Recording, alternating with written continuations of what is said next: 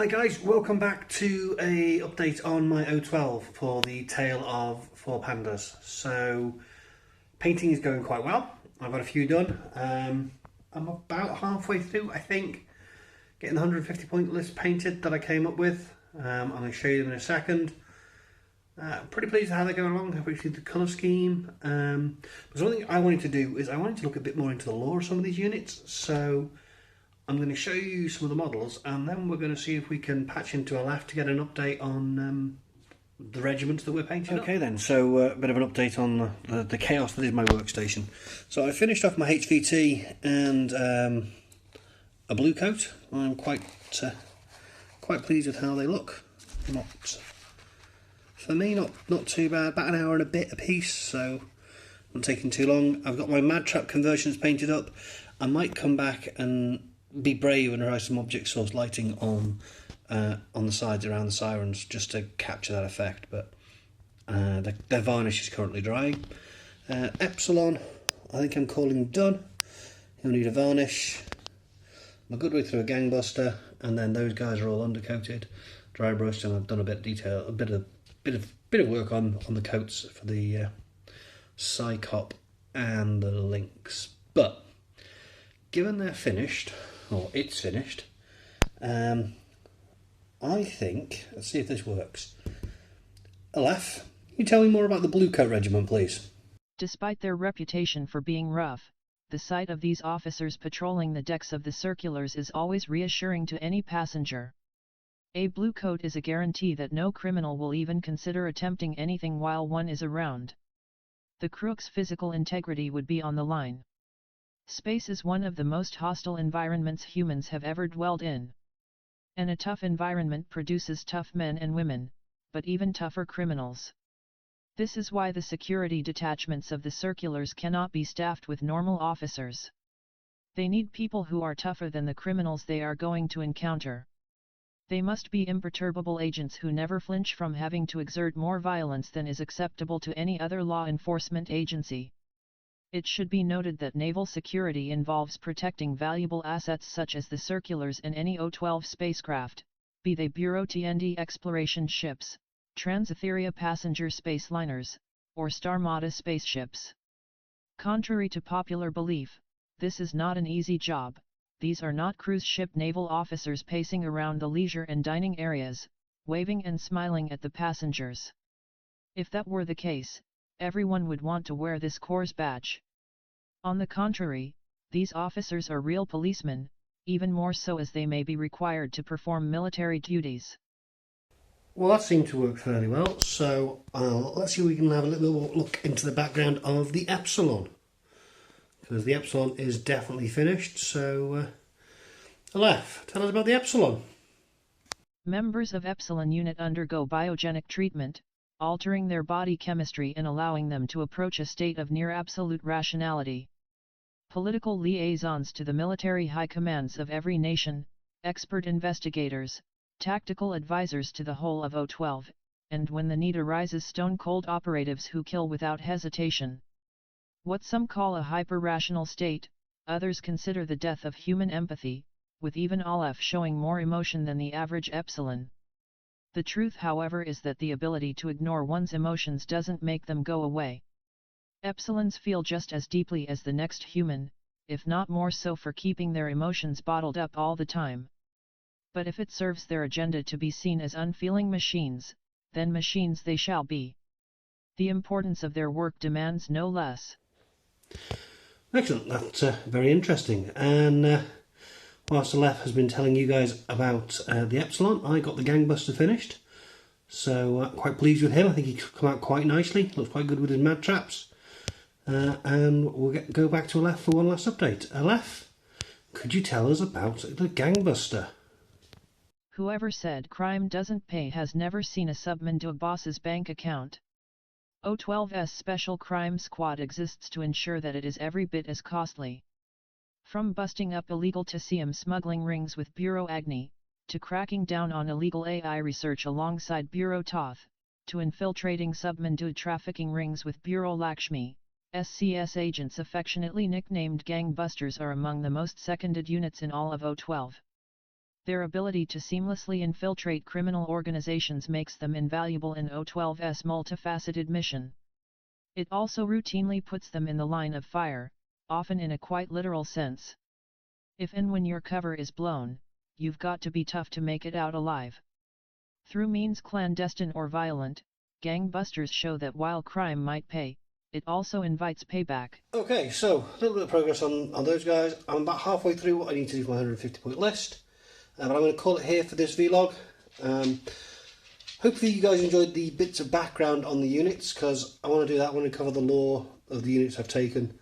Get a bit more detail on them, a bit more information, rather than just the unit profiles and the rules that they come with. A bit of look into the background, I think, is a nice thing to do. So, 5 models to go. As you can see, I've made good progress on some of them. Lynx is a lovely model. Anyway, I shall be back with another vlog, and hopefully 150 points finished. So it's build time. So I'm going to put my 150 point army together, paint them, and let's see how they come out. My first build for the first 150 point game is done. For me, that's the worst part. Actually, putting them together one-handed is the worst part, but if I can do it one-handed, so can you. The sculpts in these I've been very impressed with. So you know the ones where, come on, focus, their 2 arms open, holding the gun, they went really well. Sometimes you used to have to be able to maneuver things and try and get them to line up, but these went together really well. Same with that one, and same with this dude with the sword and 2 hands holding the same sword.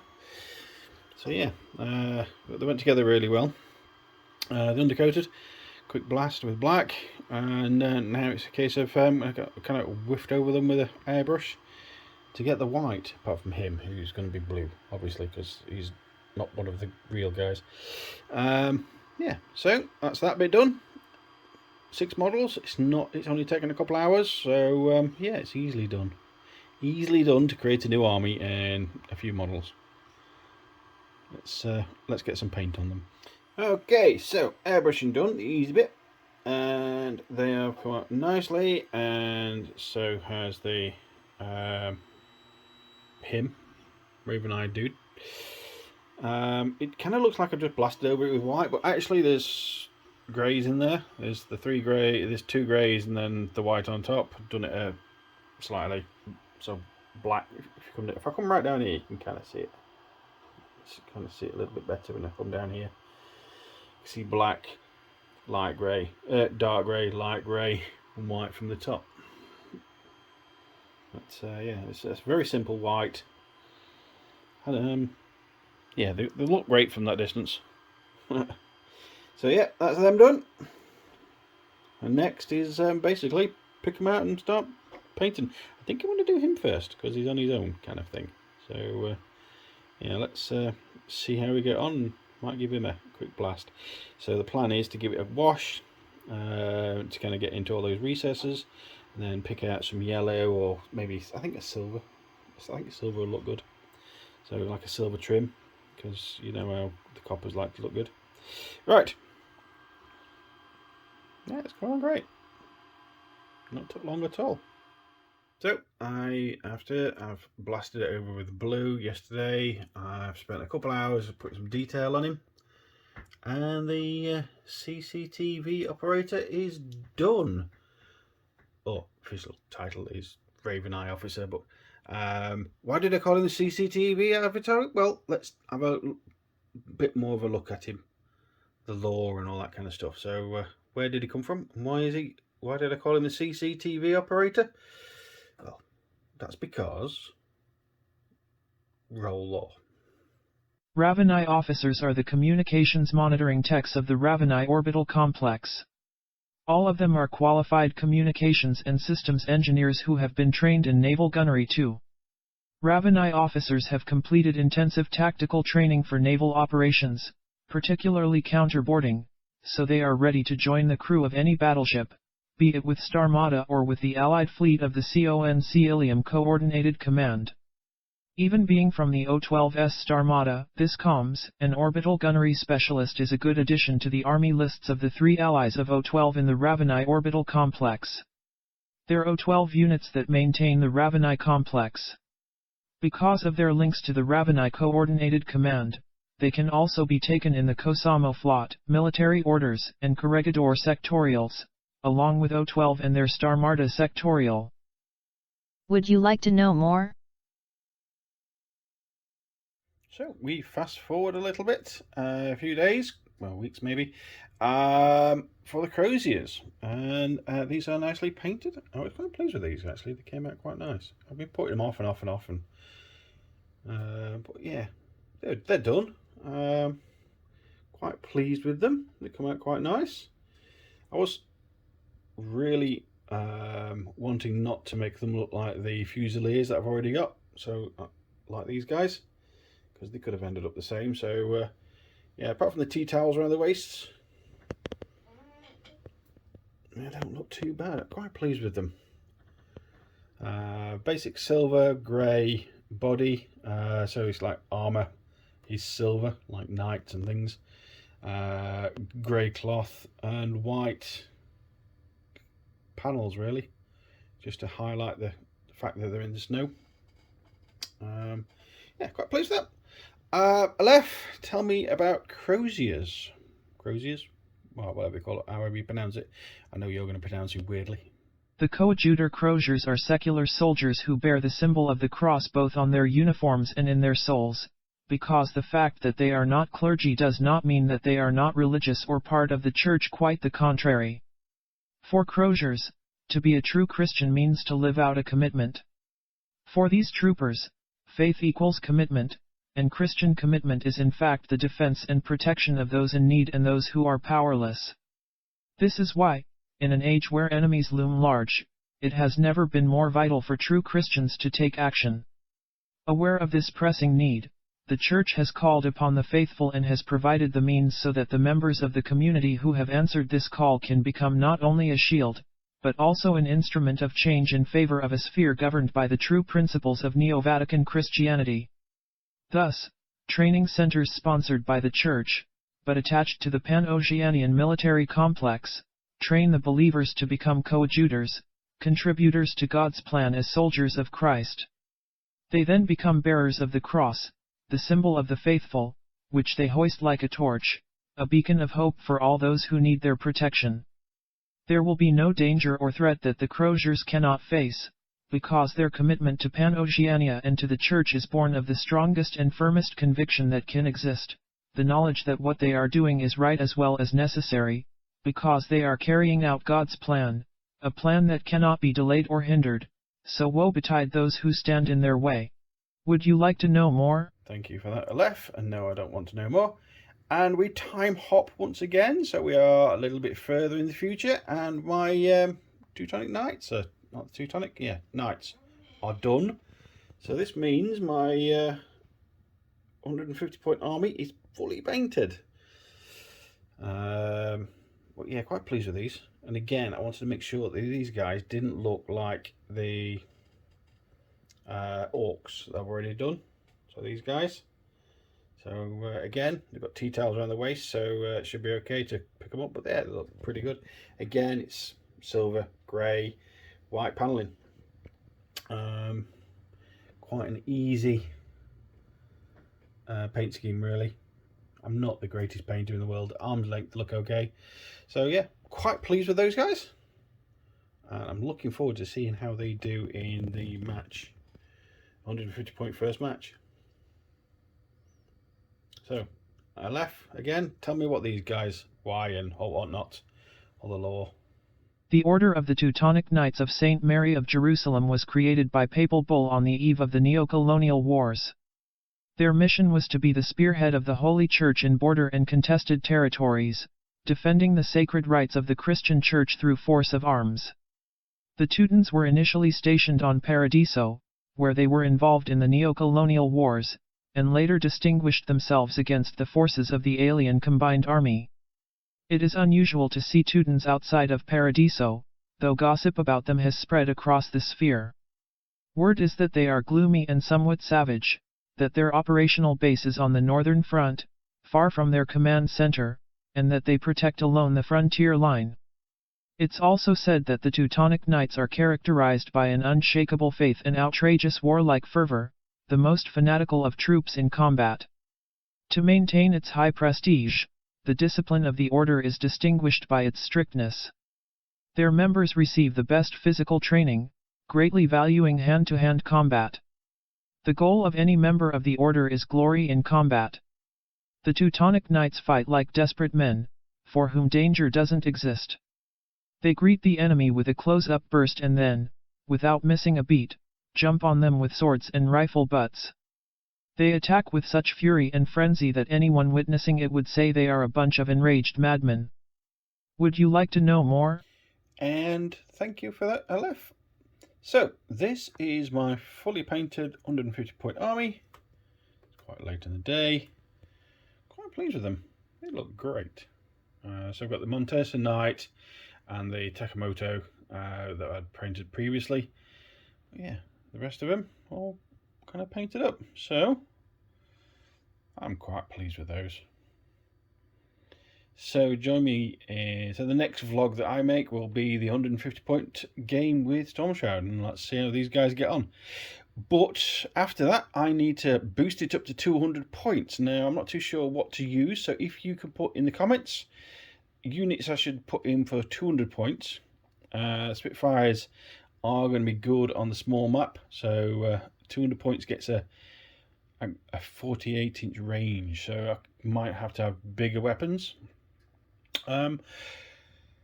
Use some different ones. Just give me some suggestions of what to use in my 200 points left, because I'm not 100% sure what to put in. Yeah, comments below, let me know what I should do. Thank you, and I'll see you in the next one.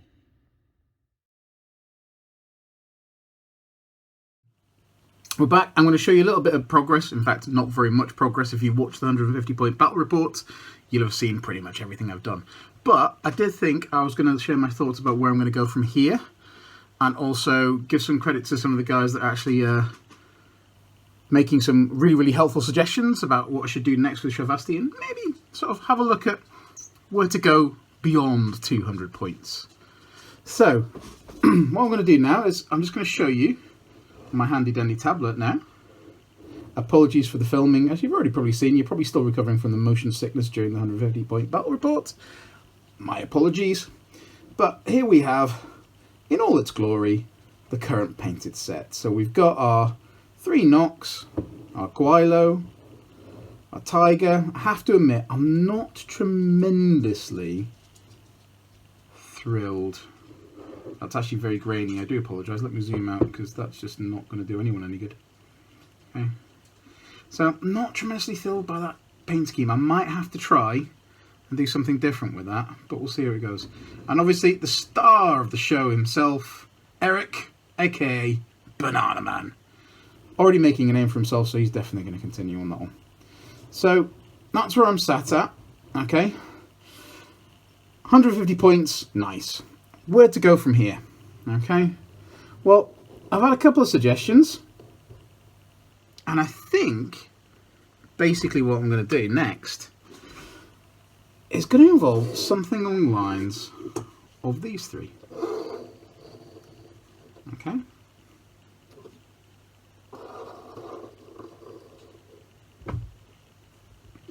So we've got the Mentor, we've got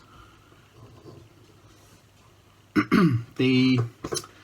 Good, excellent, Steve. You're recording and you've already forgotten the name of things. Speculo, there we go.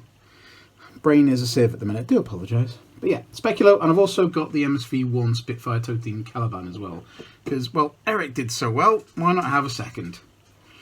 So, I think this is roughly where I'm possibly going to go next with it. Okay? Speculo, because it's Shazvastin. You could have a Speculo, haven't you? Mentor, because actually, as much as I don't really want to telegraph it here on Fast Panda, but having a lieutenant under a camo marker with a decoy is really good. And especially one that's armed with a boarding shotgun, because if someone does come around and think, ah, I know where your lieutenant is, they are going to eat a +6 modifier to the face when he decloaks. But they are a bit pricey. Now, if I'm going to fit this into a 200 point list, I might need to drop the Tiger, which is fine.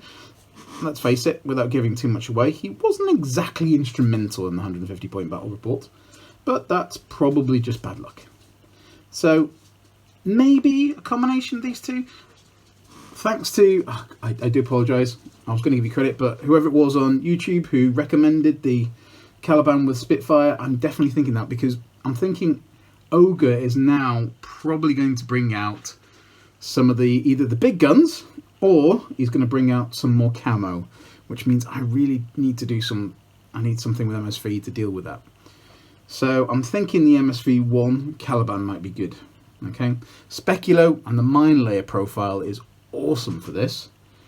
Leaving it just outside the deployment zone, dropping a mine, wait for his link team to activate, and all of a sudden Ogre is very, very sad. Not 100% sure what I'm going to do just yet, but I do have other options. Okay, obviously I've got the rest of the action pack with the Cadmus, another Tiger, Shishkin herself, but I've watched other Fast Panda battle reports, and so far Storm and Claw are having a hard time with them. She doesn't really do much. Got the Malignos, and I've also got the big boy.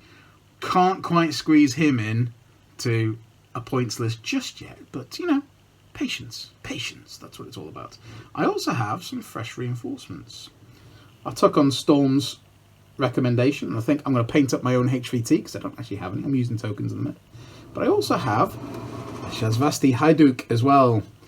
That is going to come in very, very handy with both the Sapper and MSV2 profiles. I've got a box of drones because I really want to try out that M drone, Guilo Harris. I've also got Agent Ducash and another Malignos as well as these two, which I dug out. I completely forgot I had until I built some lists for a tournament at the weekend and I was playing Onyx. And I forgot. I don't know how you forget that Noctifers are in Shazvasti, but I forgot they were in there. And they did do very well for me during this tournament. So, maybe some Noctifers, but they are a little bit pricey. So, hopefully the next time you see me, I'm going to show you some painted progress. Assuming real life doesn't get in the way. But, if there's something I missed out, if there's a really awesome combination you can see from all these things that I've got, please do drop it in the comments. Let me know. I will endeavour to get them painted up. Did think about the Cadmus, bit of drop troops, but only Fizz 12. I'd have to run an E-drone as well, which I could do. And whilst I love the idea of Morphoscan, I think it's very, very hit and miss. If I Morphoscan Achilles, I'm going to have an absolute beast running on the table. If I Morphoscan or try to Morphoscan something else, it may just die and then I've wasted it. So I'm not entirely sure on that one.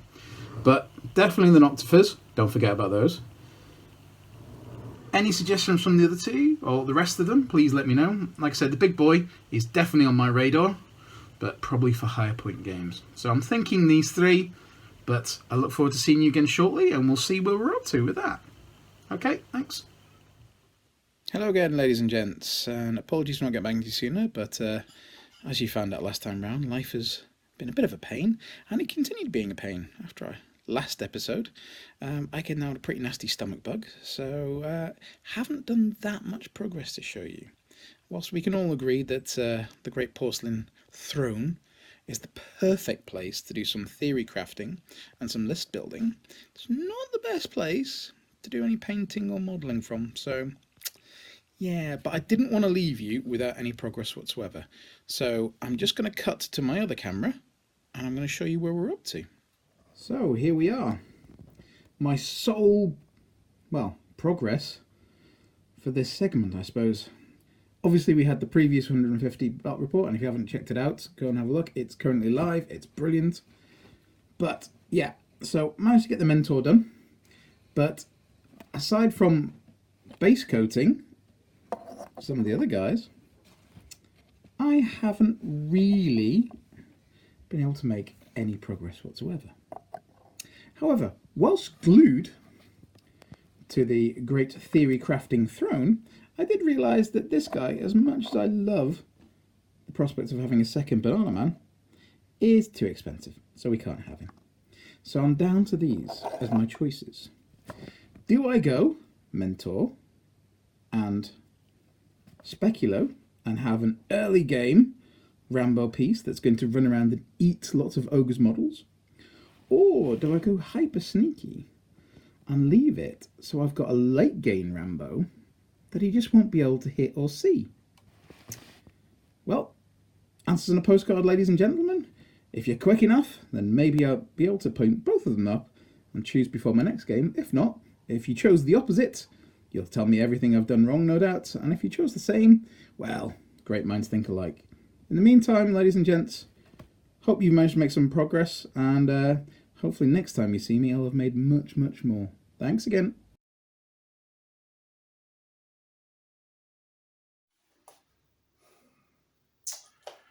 So, this is my next video for the Tale of Four Gamers, or Pandas. Spoiler alert, if you saw the video for a 150 point game, you know it didn't go well. So, let's change things a little bit, see what we can sort out. Okay, so quick review. This is my list from last time. I've got 2 Dial Army, that one and this one. Golem Doctor Plus, Nadir, Laseek, which I used with a marksman rifle, Bereed Hacker, and the Boktar with Red Fury. So we've been asking, online to got a few comments about what should swap out. So Croby Kong reckons the Nadir's not that good, perhaps at this points level, and to put in a Farzan Minelayer. So we'll try that. This isn't properly painted yet, but got a bit of a start on it. I didn't feel the Laseek really was any good for me, so I'm going to move that out. But that has left me, I think, quite low on firepower. So I sorted that out pretty quickly with an Asawira AP Spitfire. I think that should do nicely. Then I need to kind of give myself a few more orders. So I've removed this the LT from this Boktar, and I'm going to put in a Golem LT, and that leaves me with about 28 points, which is actually quite a few options. But for me, the thing that makes Hackislam is the Fide. And that's 199 points. Let's see if I do any better. Thanks for watching. If you've enjoyed this video, please give us a like. And if you want to see more, hit the subscribe button. It all helps to keep us motivated and raises the profile of our channel and Infinity the Game, bringing it to a wider audience. And don't forget, if you're so inclined, you can also find us on Instagram and Facebook. Thank you.